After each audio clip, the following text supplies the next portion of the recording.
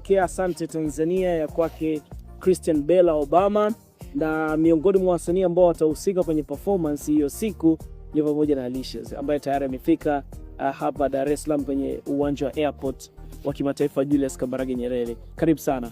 Asante. Wakumbusha Tanzania tena umekuja na upo kwa ajili ya msanii ambaye amekuwa akifanya muziki hapo Tanzania kwa miaka 20, Christian Bella Obama. Ina lipi na karibu?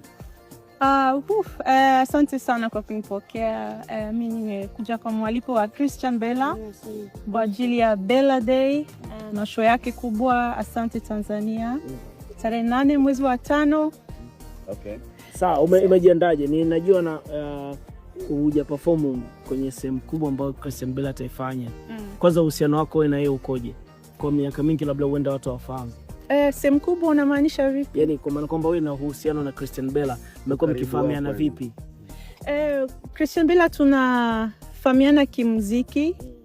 Mara ya kwanza kabisa kuja Tanzania nilikuwa nimeletwa na Christian Bella pamoja na marehemu Ruge.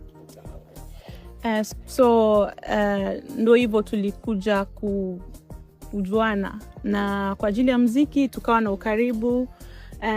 We have some things in common. Of course we are Swahili speakers Congolese. So kusema wa Kongo, lakini kwa Christian Bella sio tena Mkongo. Ni wa kwenu, mmeshamchukua.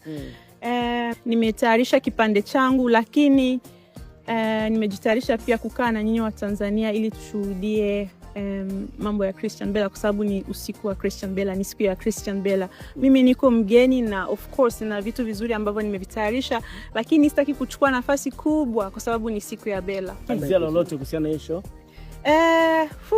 Sina lolote la kuongeza, na wakaribisheni sana. Tutakutana tarehe 8 mwezi wa 5. Asanteni sana. Karibu. Thank you.